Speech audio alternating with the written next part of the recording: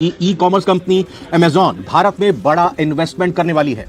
Company की तरफ से इसे लेकर बड़ा ऐलान भी कर दिया गया है, जिसके मुताबिक अगले 5 साल में यानी साल 2030 तक अमेजॉन देश में 35 अरब डॉलर करीब 3 लाख करोड़ रुपए से भी ज्यादा का निवेश करेगी। सिर्फ इतना ही नहीं, अमेजॉन भारत में अगले 5 सालों में 10 लाख जॉब्स देने का दावा भी कर रहा है। भारत को देखते हैं तो वहां पे जो है, चाहे माइक्रोसॉफ्ट हो, चाहे दूसरी कंपनीज हो, अमेजोन वगैरह, बड़ी बड़ी इन्वेस्टमेंट्स आ रही हैं।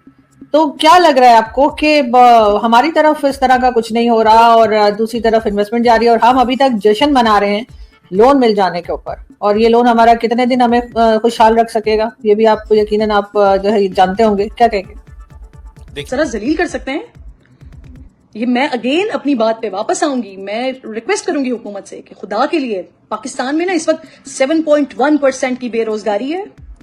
मजीद 14 लाख लोग जो हैं वो बेरोजगार हो गए हैं। एक बहुत बड़ा नंबर है हमारे पास बेरोजगारी का। लोग इस वक्त मेंटली डिप्रेशन का शिकार हैं। लोग इस वक्त परेशान हैं। लोगों के पास खाने पीने को पैसे नहीं है। लोगों के पास बेरोजगारी है। लोगों के पास अपने बच्चों की बुनियादी चीजें पूरी करने के पैसे नहीं है। ख्वाहिशात तो फिर एक चले आप उसको एक लग्जरी में ले जाएं। अमेजॉन जो है वो भारत के अंदर 35 अरब डॉलर की इन्वेस्टमेंट करने जा रहा है। 35 अरब डॉलर। अभी कल ही आपने सुना होगा कि देयर वाज 17.5 बिलियन डॉलर की इन्वेस्टमेंट माइक्रोसॉफ्ट करने जा रहा है। ये 50 अरब डॉलर की जो इन्वेस्टमेंट जो है, ये जो अनाउंस हुई है, despite the fact there is a pressure from the American government.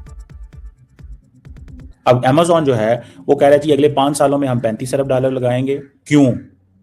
क्योंकि इसका कंपटीशन है वॉलमार्ट्स का, जो एक फ्लिपकार्ट है। क्योंकि ख्वाहिश तो आपकी कुछ भी हो सकती है। ख्वाहिश आपकी एक रुपए की टॉफी से लेकर आपका एक जहाज खरीदने की भी ख्वाहिश हो सकती है। तो चलें, ख्वाहिश की बात को आप लग्जरी में ले जाएं, लेकिन लोगों के पास इस वक्त बुनियादी सहूलतें पूरी करने के पैसे नहीं है। अपनी औलादों के दूध के डब्बे लाने के पैसे नहीं है। नौ मौलूद को दूध पिलाने के पैसे लोगों के पास नहीं है। इतना बुरा हाल है। और ऐसी सिचुएशन में जब नमस्कार दोस्तों, स्वागत है आपका फ्लैश लाइन पे। भारत में एक बड़ा आर्थिक धमाका होने जा रहा है। माइक्रोसॉफ्ट और अमेजॉन ने मिलकर $52 बिलियन का मेगा इन्वेस्टमेंट अनाउंस किया है। ये निवेश भारत की डिजिटल और टेक्नोलॉजी ग्रोथ को नई रफ्तार देगा। इससे लाखों नई जॉब्स और हजारों नए प्रोजेक्ट शुरू होने की उम्मीद है। भारत अब ग्लोबल टेक जायंट्स के लिए पहली पसंद बन चुका है। यह फैसला दिखाता है कि दुनिया भारत की क्षमता और भविष्य पर भरोसा करती है। एआई, क्लाउड और डेटा सेंटर के क्षेत्र में बड़ी क्रांति देखने को मिलेगी। यह निवेश भारत के डिजिटल इकोनॉमी को अगले लेवल पर ले जाने वाला है। युवा प्रतिभाओं के लिए यह सुनहरा मौका साबित होगा। भारत अब सिर्फ बाजार नहीं बल्कि दुनिया का टेक हब बनकर उभर रहा है। देखें, बहुत सी चीजें, एक क्लाइमेट होता है जो कि इन्वेस्टर कॉन्फिडेंस को बहाल करता है, इन्वेस्टर कॉन्फिडेंस लेके आता है। आपके मुल्क के अंदर पॉलिटिकल स्टेबिलिटी हो, आपके अंदर जो डेमोक्रेटिक वैल्यूज हैं उनको ऑब्जर्व किया जा रहा हो, मुल्क के अंदर अमन हो, सुकून हो, लॉ एंड ऑर्डर की सिचुएशन ना हो, मुल्क के खारजा ताल्लुकात अच्छे हों, मुल्क का एक आला मकाम हो इंटरनेशनल कमिटी ऑफ नेशंस में, तो ये चीज़ें इन्वेस्टर कॉन्फिडेंस को बूस्ट करती हैं और वो लोग पैसा लेके आते हैं। उनको यकीन होता है। यहाँ तो हमारे अपने मुल्क के लोग जिन्होंने investment scheme, huge investment scheme, वो मुल्क से भाग के जा रहे हैं। मलिक रियाज के ऊपर पता नहीं कितने केस बने हुए हैं, वो दुबई में बैठा हुआ है। और इसी तरह बहुत सी जो यहाँ पे बाहर से लोग आए, उबर शुरू हुई यहाँ पे बहुत सी कंपनीज, अब मेरे ज़हन में इस वक्त नाम नहीं आ रहे, लेकिन यहाँ पे इन्वेस्टमेंट्स की उन्होंने आके, लेकिन वो अब इतने वो हालात उनके लिए ख़राब हो गए कि वो अब मुल्क से जा रहे हैं, यहाँ से मुल्क छोड़ के जा रहे हैं। प्रॉक्टर एंड गैम्बल देखे ना, प्रॉक्टर एंड गैम्बल जो है उसकी ह्यूज इन्वेस्टमेंट थी, अब वो मुल्क छोड़ के जा रहे हैं यहाँ से। तो उसकी वजह यह है कि यहाँ पे एक तो बिजनेस फ्रेंडली एनवायरनमेंट नहीं है, टैक्सेस बहुत ज्यादा हैं, यहाँ पे कोई सुनवाई नहीं है आपकी किसी किस्म की, लॉ एंड ऑर्डर सिचुएशन है, और मुल्क के अंदर सुकून नहीं है, अमन नहीं है, मुल्क के तल्लुकात खराब है। खास तौर पे जो हमारी नेबरिंग कंट्रीज है उनके साथ तल्लुकात हमारे खराब है।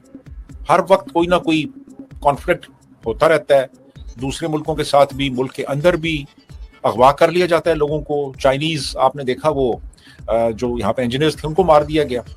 तो ये जब हालात होंगे तो फिर तो लोग बाहर से पैसा नहीं लेके आएंगे ना, लोग तो यहाँ से पैसा लेके बाहर जाएंगे।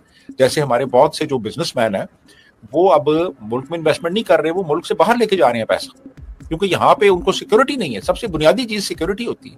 जिस मुल्क में सिक्योरिटी ना हो, जिस मुल्क में कोई पॉलिसीज की कंटिन्यूएशन ना हो, जहाँ पे कि आपकी हुकूमत का कोई पता ना हो कि हुकूमत रहती या नहीं रहती, वहां पे कौन इन्वेस्टमेंट करेगा?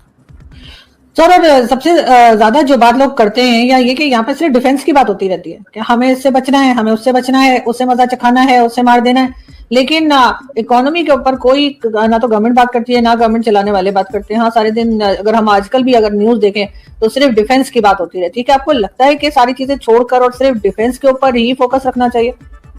देखिए जी, रशिया की जो मिलिट्री थी, रशिया की जो, देखिए डिफेंस जो होता है ना, डिफेंस का एक कंपोनेंट होता है आपकी मिलिट्री।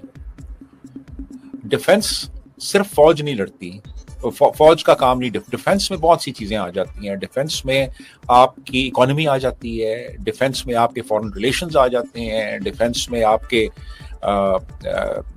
जो ह्यूमन राइट्स की सूरत हाल है मुल्क के अंदर वो आ जाती है, ये पॉलिटिकल स्टेबिलिटी ये सारी चीजें मिल के, और फिर उसका एक हिस्सा जो है वो मिलिट्री भी है।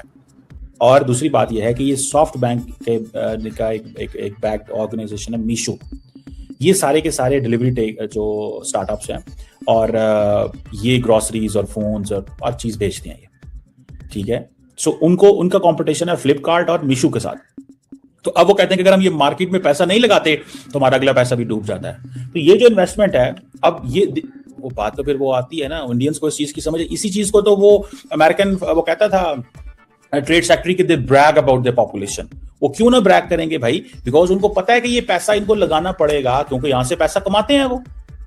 अच्छा, ये जो ई कॉमर्स जाइंट है उसने $40 अरब पहले ही पैसे लगाया हुआ है। 2013 से लेके अभी तक $40 अरब पहले लगाया है, 30-35 अरब वो अगले 5 साल में और लगाने लगे हैं। माइक्रोसॉफ्ट ने कल लगाया है, और वो माइक्रोसॉफ्ट आर्टिफिशियल इंटेलिजेंस की कैपेबिलिटीज और लॉजिस्टिक इंफ्रास्ट्रक्चर और उन चीजों में है। लेकिन ये जो भी $35 अरब है, this is a fresh announcement है। और देखें, इसमें इस चीज को भी थोड़ा देखना है। अब वो कहते हैं जी कि हम we are part of basically India's digital transformation journey पिछले 15 सालों में। सिंपल सी बात क्या, पैसा वहां जाता है जहां पे उनको पता है पैसा सिक्योर एंड सेफ रहेगा। ये 2 छक्के इंडिया के लगे हैं, तगड़े छक्के लगे हैं। पूरे साल के अंदर प्रॉब्लम था इंडिया के लिए, और वो सारी मसले मसाइल चल रहे थे, और वो जो बार आत्मनिर्भर भारत एंड विकसित Bharat, self sufficient and developed India, ठीक है जी। तो ये आपको समझ लगेगी कि ये जो फिजिकल एंड डिजिटल इंफ्रास्ट्रक्चर वो लेके आ रहे हैं स्मॉल बिजनेस के लिए, जिससे सारी बात है लाखों जॉब्स क्रिएट होंगे। और बेसिकली ये कहते हैं, इंडिया कहता है कि हमें मेड इन इंडिया ग्लोबल लेके जाना है। अच्छा, इसमें ये थोड़ी सी चीजें हैं, इंडियंस को एडवांटेज है भाई इस चीज का। मुझे याद है, if I am not wrong, I think I was in New York, कुछ साल पहले की बात है, 3-4 साल पहले। तो मैं वहाँ टाइम स्क्वायर वाला वो जो जगह है ना, उधर था। तो उधर मैंने खुद एक वो जो आई थिंक ढक्कन था उसका, सेवरेज का या क्या उसको गटर का कह लें या जो भी उसको कह लें, उसके ऊपर मैंने खुद लिखा हुआ पढ़ा था कि मेड इन इंडिया। तो इंडियन जो हैं वो they are into the game, वो इस गेम में दोबारा है। बिकॉज उनके देखें, दुनिया आपको सपोर्ट तब करती है जब आप एक नेचुरल मार्केट हो। पाकिस्तान भी अगले कुछ सालों में 300-350 मिलियन डॉलर की मार्केट, 350 मिलियन लोगों की मार्केट होगी। तो दुनिया में डिफरेंट देखेगी, दुनिया में ऐसे देखेगी जैसे इंडोनेशिया को देखते हैं। अगर हम अपनी टूरिज्म को ठीक कर लें तो हम बहुत कुछ ठीक कर सकते हैं। अपनी एंटरटेनमेंट को ठीक कर लें, टूरिज्म को ठीक कर लें, अपनी सोसाइटी को थोड़ा खोलें तो हम बहुत कुछ ठीक कर सकते हैं।